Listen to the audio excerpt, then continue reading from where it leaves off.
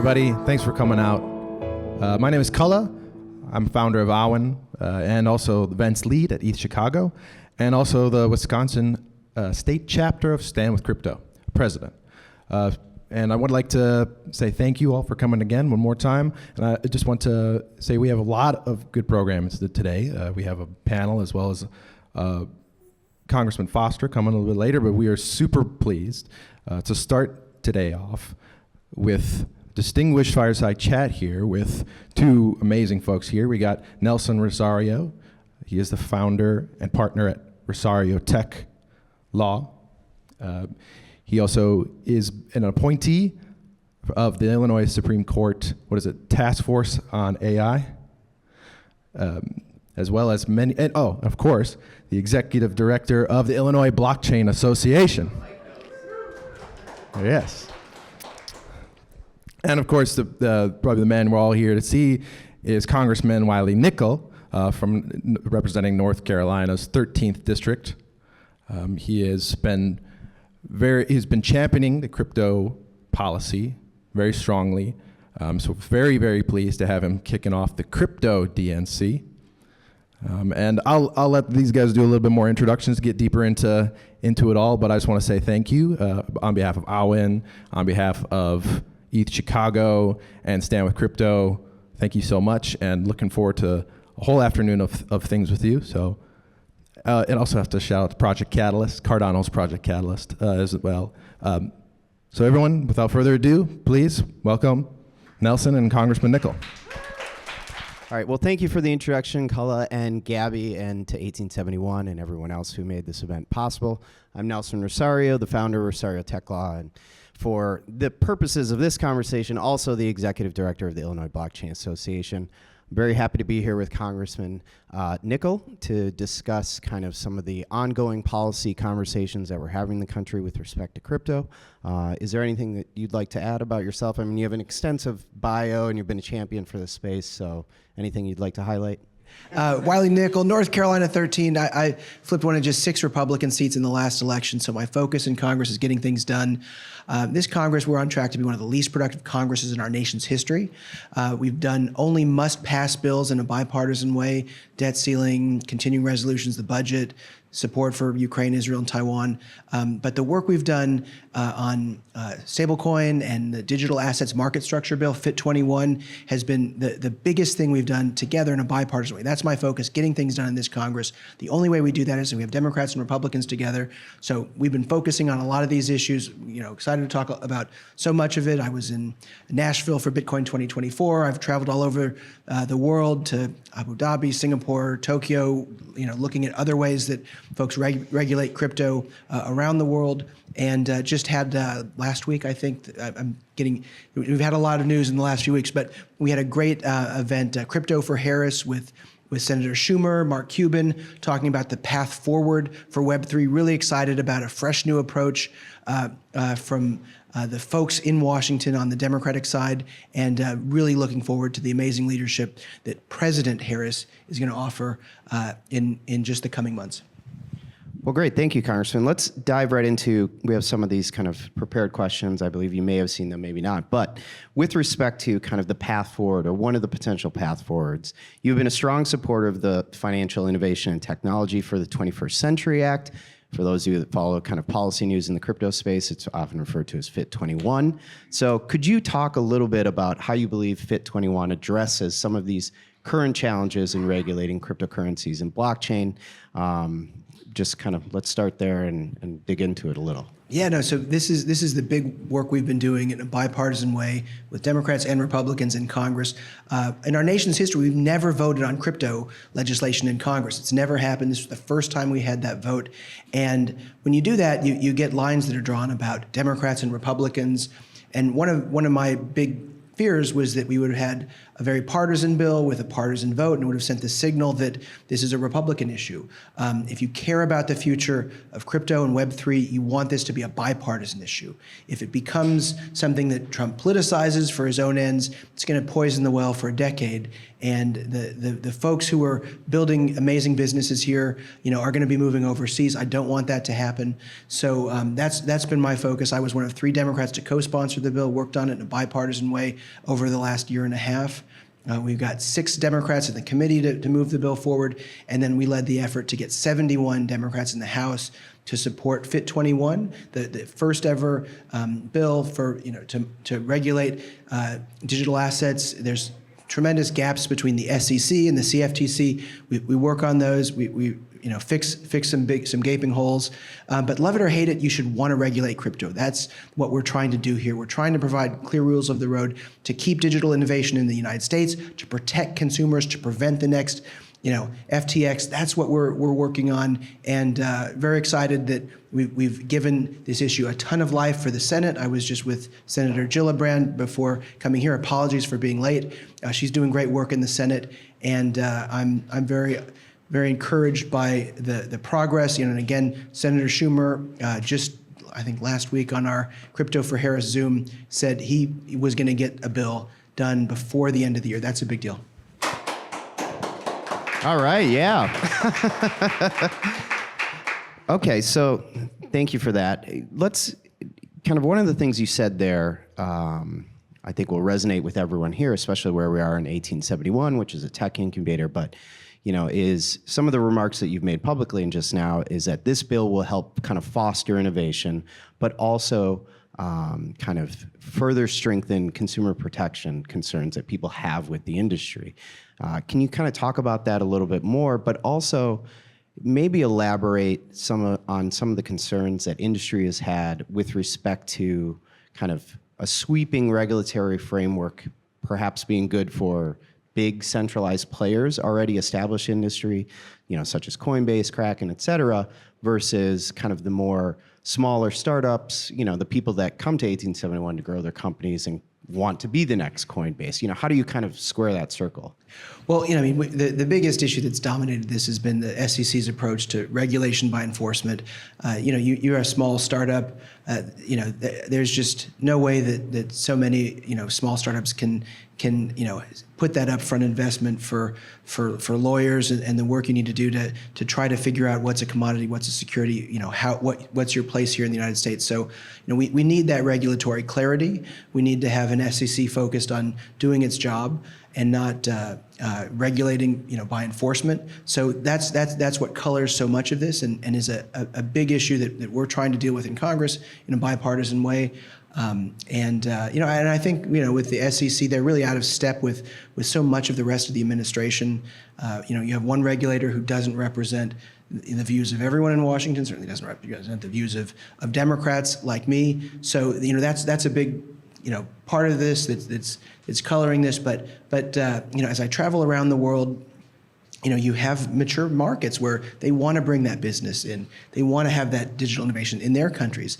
And if we don't have a seat at the table, we are on the menu. So we need to make sure we are keeping up with the rest of the world on these issues. At play here also, I think especially important for everybody, is the strength of the dollar. We do so well because we are the global reserve currency. We need to pass stablecoin legislation to make sure we keep that status and have a future for the dollar that continues to have this elevated status. Great, thank you. So kind of building off of what you said there, on July 26th, yourself and a few other members of Congress, as well as candidates for congressional offices, sent a letter to the Democratic National Committee, in essence saying, digital assets policy should be part of our platform. We shouldn't just abandon this. Can you kind of explain your own thinking as to why it's so important to include that as kind of like a policy priority? This is a huge issue, and where we are with crypto and digital assets, right now is so very different from where we were 4 years ago and 8 years ago. We have 20% of registered voters who own crypto. That's a huge shift. I think there are over 1 million single-issue voters who are going to look to the presidential campaigns for their position on these issues to make their decisions. That's the difference in states like North Carolina, Arizona, Georgia. So we need to have good policy positions. We're working very closely in collaboration with the Harris campaign for what we hope will be a very positive reset focused on a middle ground path forward for the industry and for the future of Web3. We asked for specific meetings to happen. Those have already happened. That's a huge shift from the current administration right now. And so the talks are ongoing. They're very productive, and I'm hopeful that we'll see some really good policy positions from Vice President Harris in her own right. Which, frankly, just a few weeks ago, she was the vice president, and her job is to support the president. And so now she's coming out with her own positions. She's a very fresh approach to so many things, and this is one where I think we're going to see a policy agenda that's going to be great for working families, and in the future of Web3. Yeah, that kind of perhaps frustration expressed by industry with the fact that the Harris campaign haven't said anything positive yet, or really said anything yet with respect to crypto, at least is a personal frustration for myself as well. Is there anything you wanted to add to that? No, just I think you've got to step back. That I think just 4 weeks ago, this was the Biden campaign, and the first time we've had specific new policy proposals, from Vice President Harris in her own right was just Friday in Raleigh. I was with her, talking with her on the tarmac, and then in Raleigh, where she laid out specific policy proposals on cracking down on price gouging at the grocery stores, making first-time homes more affordable for first-time homeowners, helping families with the child tax credits. Good policy positions there. They're going to be unveiling more and more in the coming days, and this is one that folks like me, really are trying to put at the top, of the next few rounds of these proposals. But they understand, they're listening, and I'm very encouraged by, where we are there. But I think for folks who want immediate policy positions, we've never had a transition like this where, for just a few months before an election, you have a totally different nominee, and that's, it's moving in the right direction. But just stay tuned. Yeah, it's certainly a gargantuan task to stand up a presidential campaign on basically overnight notice. So kind of stepping back to what you said initially, this is a nonpartisan, or this should be a nonpartisan issue. Can you kind of talk about that a little bit with respect to perhaps, to the extent that you're willing to, how each party is kind of approaching this and where there's opportunities for people to work together, and if, things that people in this room can do to kind of push that nonpartisan, hey, this technology is part of the future, we should embrace it, and it shouldn't be so political.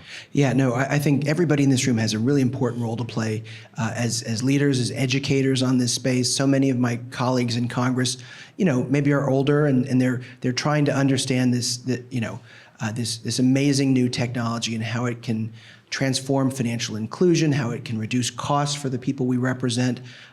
And so I think educating people is especially important. Again, very new technology for a lot of my colleagues who, frankly, we're one of the oldest. We are, I believe, the oldest Congress in our nation's history. Making sure to spend your efforts with your member of the House, your senators, to tell them how you feel, what you think, why this is so important, because it is an education issue.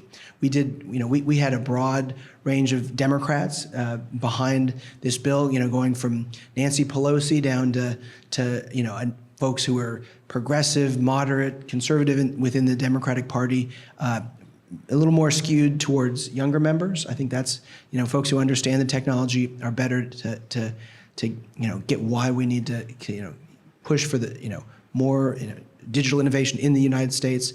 So, that's my hope, my ask.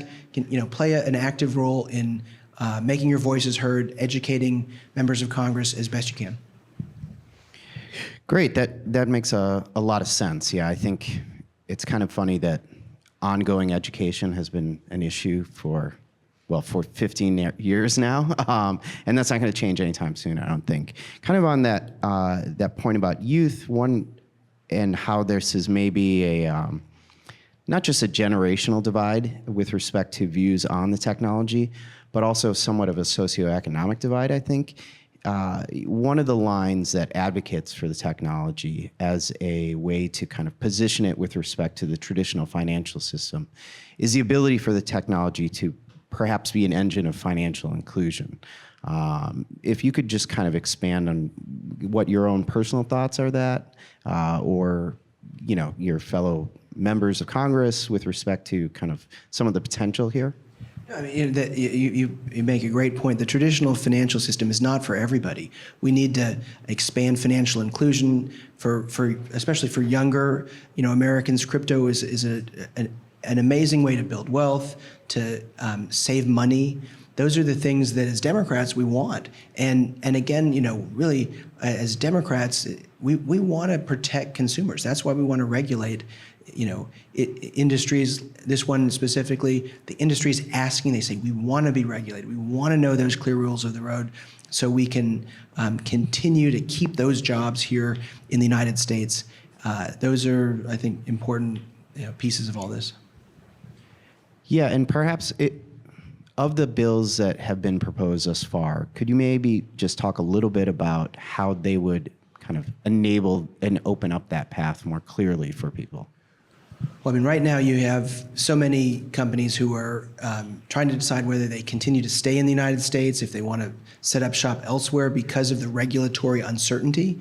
There are clearly gaps between the SEC and the CFTC. This bill that we're working on would fill those gaps. I think that's important. We don't have stablecoin legislation. We've been very close to that. I think that's very important as well. That's another piece that we're working on. In a bipartisan way, I think we will get some relief there in this Congress. Also we've been dealing with custodial banking, SAB 121, another issue folks may have heard about. We have a number of folks in the crypto industry who can't bank right now. But SAB 121 is one where we have a real concentration of risk problem if one non-bank holds custody for all these the crypto and ETFs. That's a real issue. Our banks are the best in the world. We want to make sure they can take custody of those assets. That's another thing we're working on. I think that we'll get done in this Congress.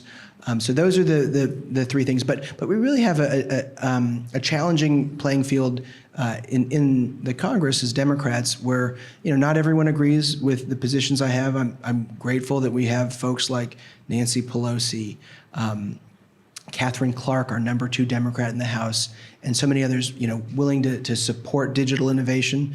But it's an education issue, and those are the places, though, where I'm focused right now is getting those initial things done before we kind of go on to what the next things we can do do together in the Congress. I think that was a great answer. If I may, I'm going to ask you one more question.